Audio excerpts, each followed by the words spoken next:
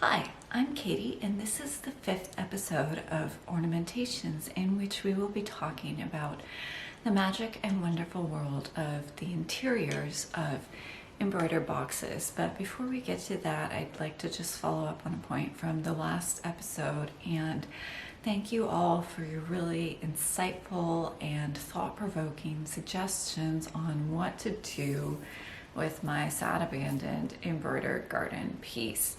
I had a thought about it.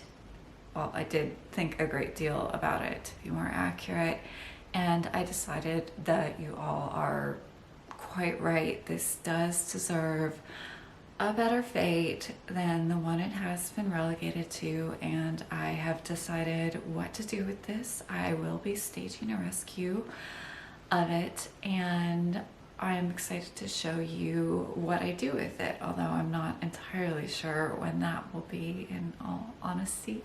I have a few big projects right now that I am just knee-deep on, and the to-do list is long. But with that, I would like to move on to the subject of today's episode, which are the interiors of embroidered boxes and everything that you can do with them, ranging from simple to more complicated.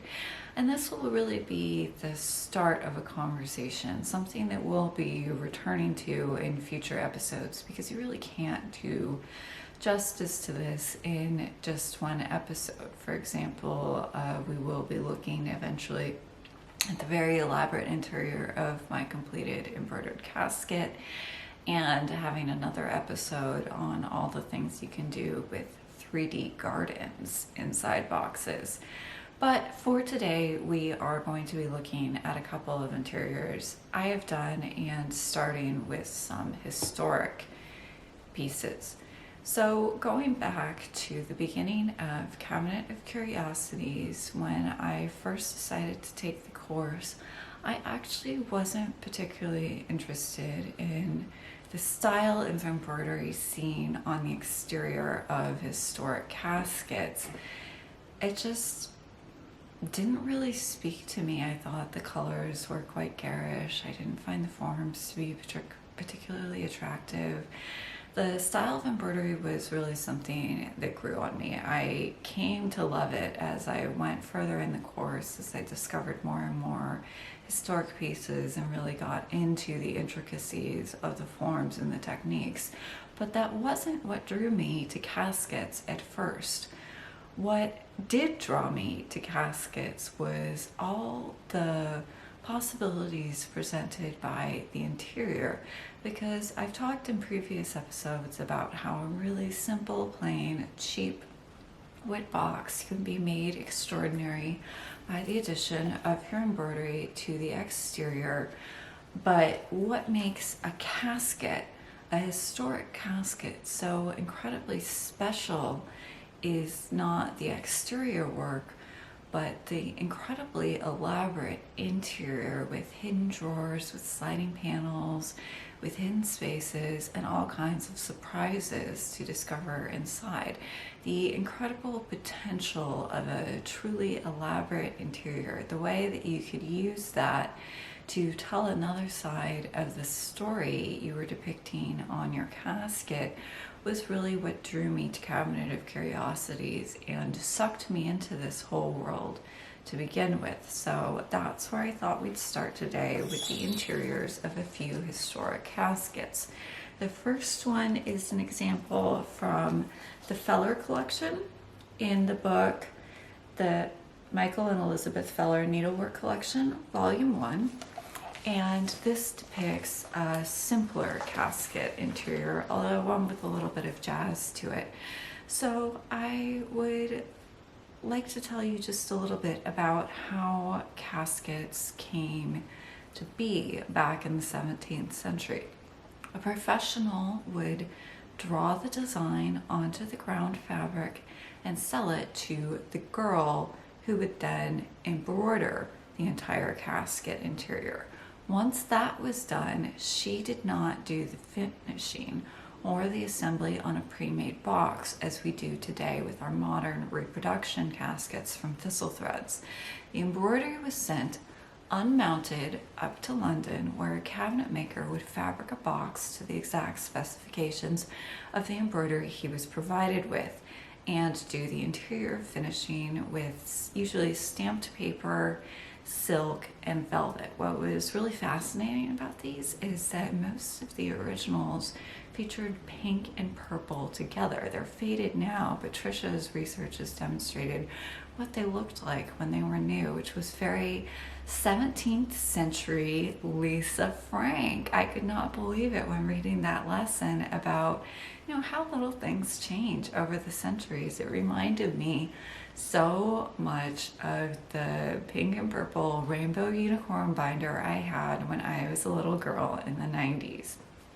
But not all caskets had plain interiors. Some of them had more interesting ones.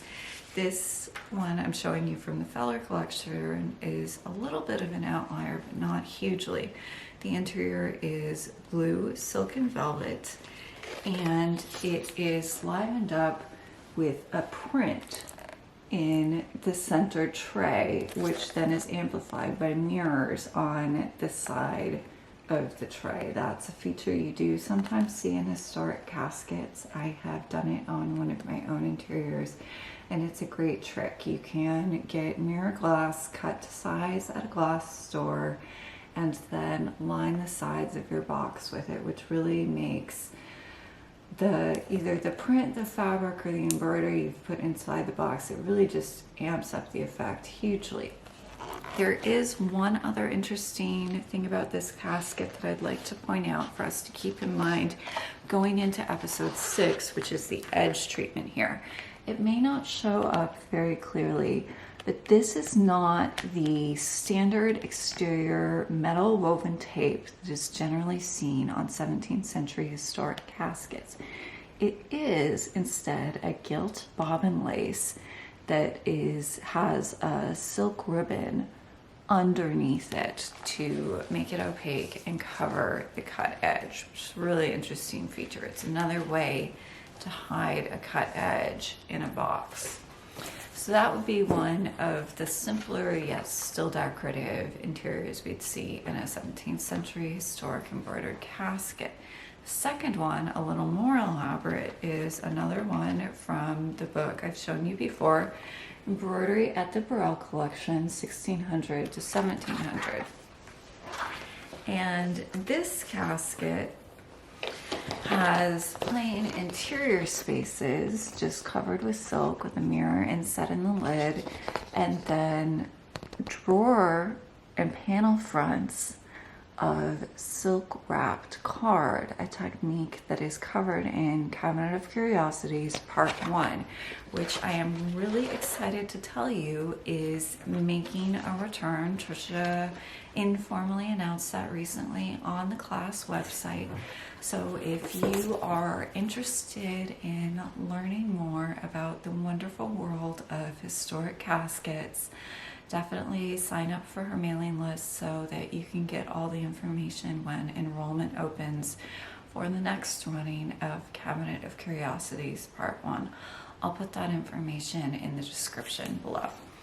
And then the third interior I'd like to show you today from a historic casket is from Thomasina Beck's book, Gardening with Silk and Gold. Thomasina Beck has done a series of books that are really interesting, just collections of varying historic pieces and inspirations from a variety of centuries. If you're not familiar with her books, they're really, I think, interesting and well-chosen primers on surface embroidery, although there's not really much substantial information on technique or how to. They're more collections of visual inspiration, and they're older and I think generally out of print, so you can usually pick them up used for pretty good prices. Now this is a really fascinating outlier casket. It has an actual 3D garden inside the tray in the casket. This is a black and white photo of what it looks like with the lid open and the tray set upwards. But isn't that just incredible? This is actually not the only 3D garden to feature in a historic casket, which is a subject that we will be returning to in a future episode because that's just such fascinating territory. So I had seen a few of those when back in 2014 I was designing and stitching my first practice piece, the lid on the Gloriana box, which we talked about in episode 2. And as part of this, you know, as part of my practice to get ready for the real thing, a full-size casket, I wanted to do some fun stuff with the interior. So after episode 2, a friend asked me, Katie, why didn't you open the box? And that actually has a very simple answer. It's because the inside of the box was never finished. I did do some of the papering in the lid, but the bottom is still the plain wood, although I have covered the sides with stamped paper, which would be the first step in finishing the interior.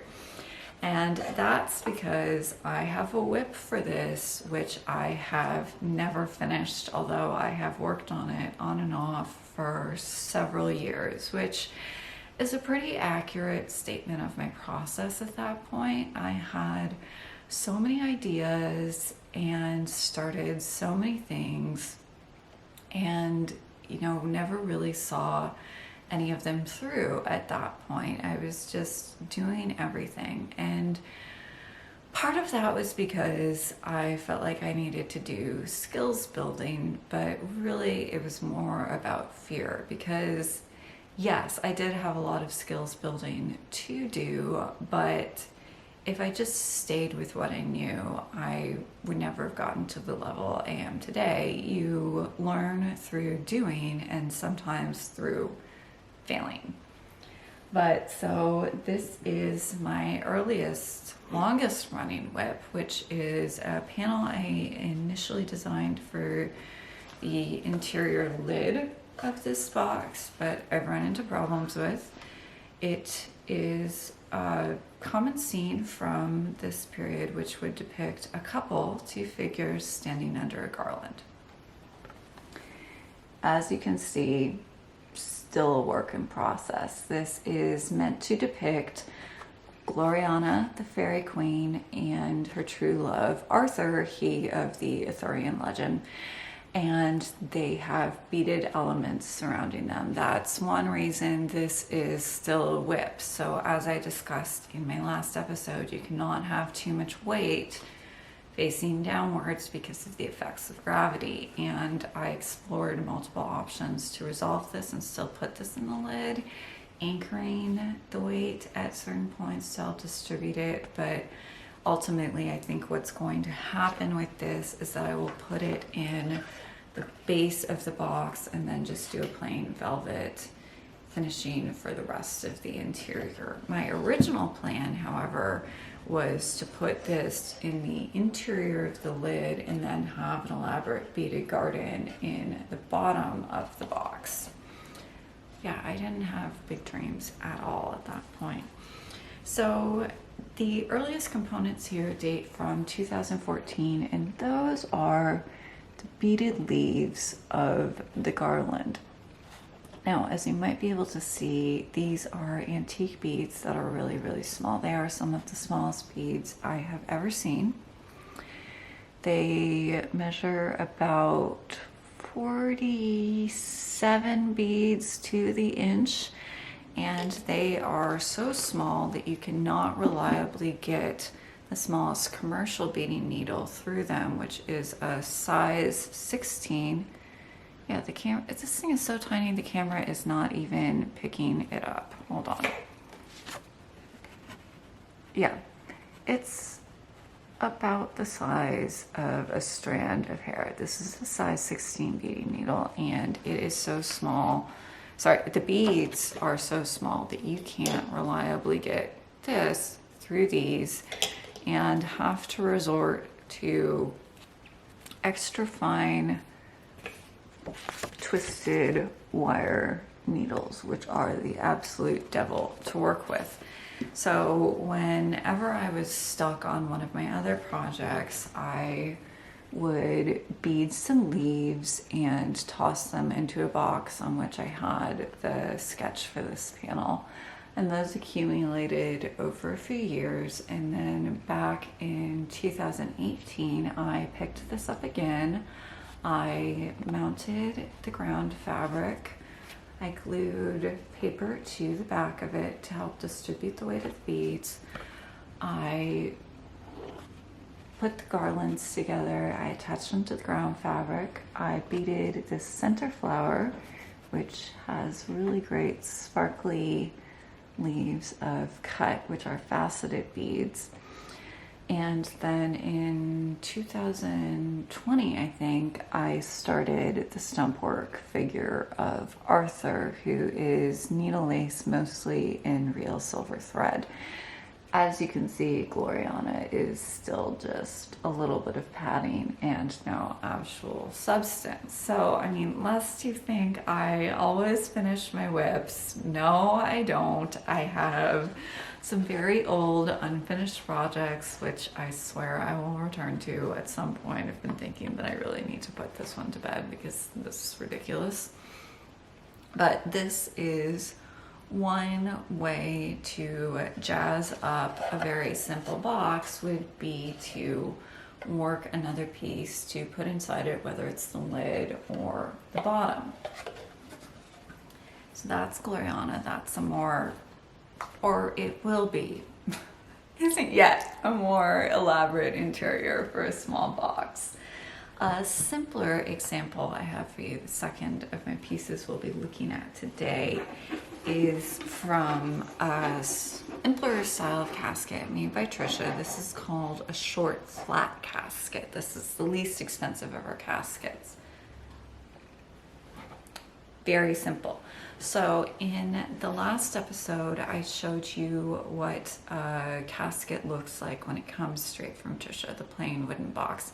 This is what a casket looks like once it's papered, prepared, and ready for the embroidery to go on. It's got the backing paper on, and the interior is finished. Oh, and I'm holding it upside down. Having a great day here. So this is a beautiful yellow gold silk damask on which I have accented the floral pattern with beads, spangles, and freshwater pearls. Quite simply, as you can see, I didn't really do very much with this. This was a quick project because I didn't want an overly elaborate interior for this piece. I'm planning a very special small casket toy to go inside it, and the interior is meant to just kind of offset that special object that will go in it. So that's the lid, and then the interior is largely plain yellow silk velvet to match the embellished silk damask. The other thing that is notable about this piece is where the inspiration came from. So I don't know if any of you have seen the movie Elizabeth the Golden Age starring Cate Blanchett.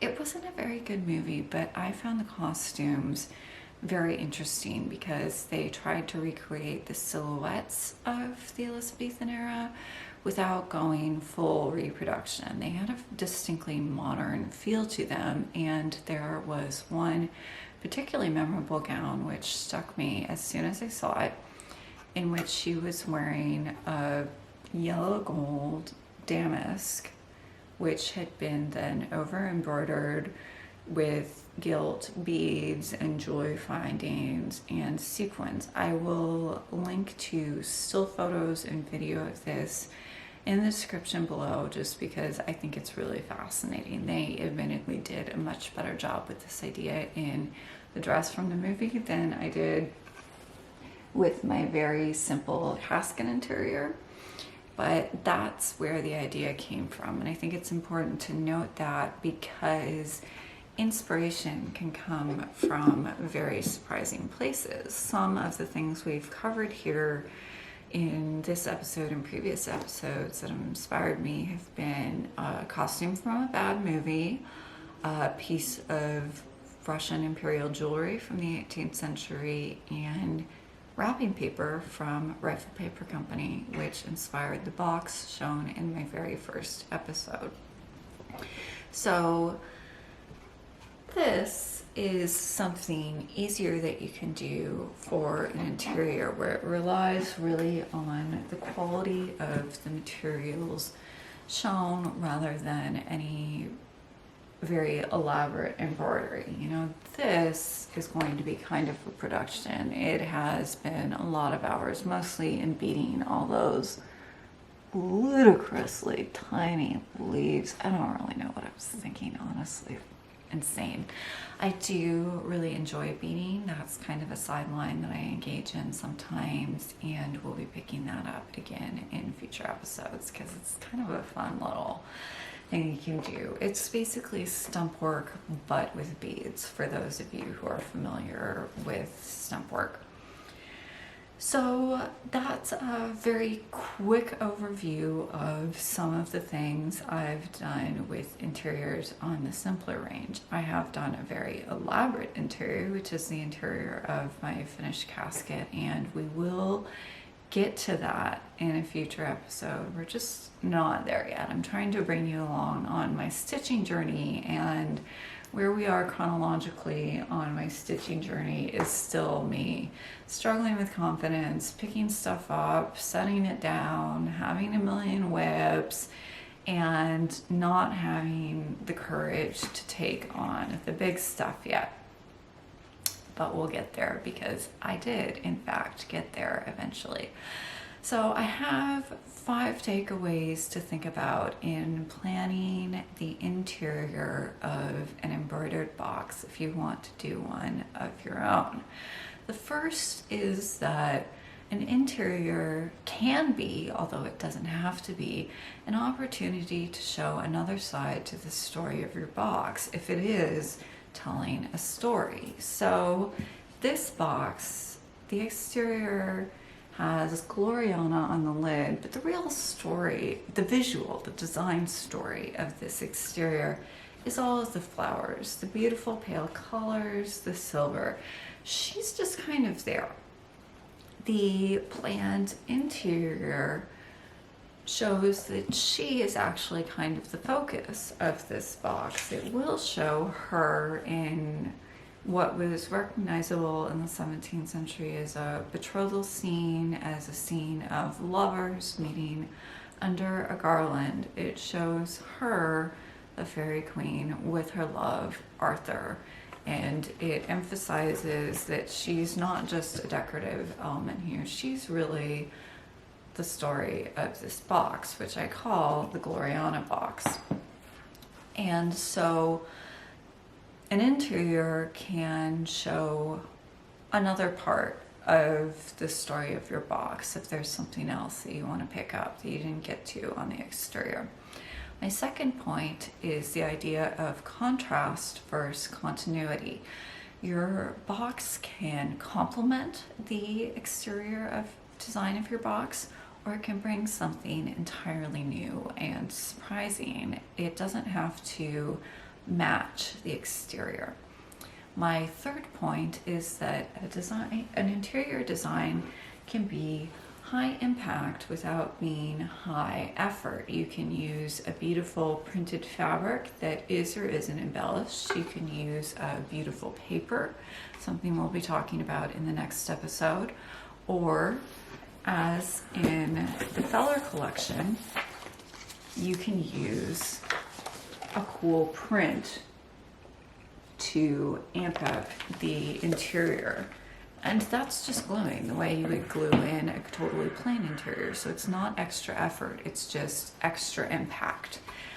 My fourth point, again returning to this piece, is that inspiration can come from anywhere. So always, if you're thinking of planning an original project, be alive to what you find interesting in the world around you, whether that's you stitched a sampler with a colorway that you thought was really just beautiful. You loved those colors and you might want to do more with them in future, or a costume in a movie that you think is striking and original. And last, my fifth point is the question of curiosity. It's human to want to know what's in the box. A spectacular surprise when you lift the lid is just a jaw-dropping moment. Something we'll get to when we see the interior of my finished casket. However, you should always be realistic in planning an embroidered box. You don't want to bite off more than you want to chew. If the idea of elaborate interior really appeals to you, like it does to me, then by all means go for it. But it's not really a necessary component to an embroidered box. It's something fun you can do if you want to, but you don't have to. Which brings me to my teaser for the next episode. Sometimes you can do a full exterior for an embroidered box and not really want to go further, as I'm doing in my cross stitch project, which will be a full step-by-step tutorial in an embroidered box.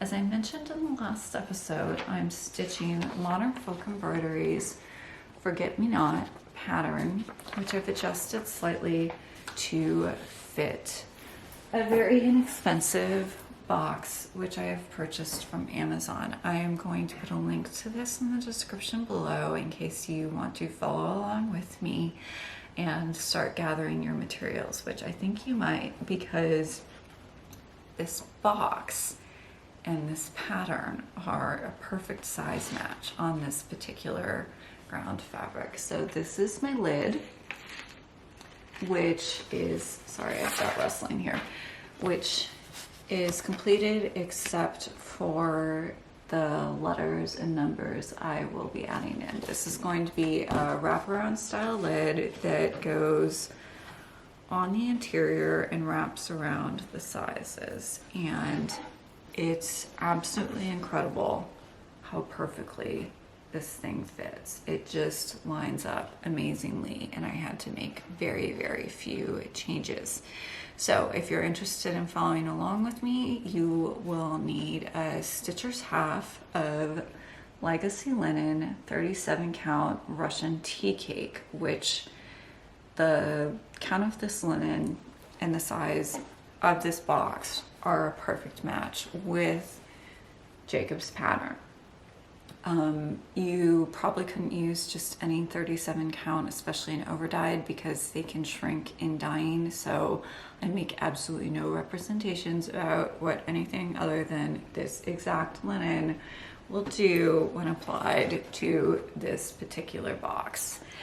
And this is just, I think, going to be a really special piece when it's done. I've used beautiful filament silks, which is a Vera Soie Goblins, and it just has the most incredible sheen to it that you don't find with other silks. So this is Soie 103 in a slightly different color, and as you can see, it's got a little shine to it, but it's really quite matte when you compare it to the Goblins.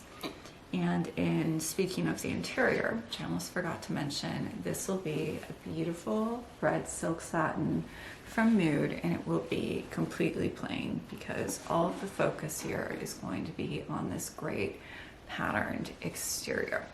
So that's a little sneak peek at my project. I hope you'll be interested in joining along with me and stitching this.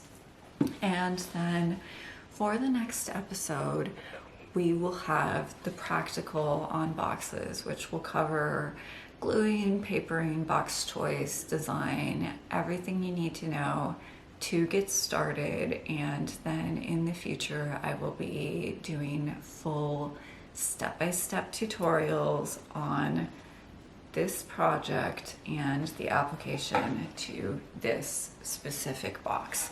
So I hope you'll join me for that. It looks like it's going to be a very exciting journey, and I hope I can inspire you to stitch your very own embroidered box, whether it's Forget Me Not or it's something else. And until then, happy stitching.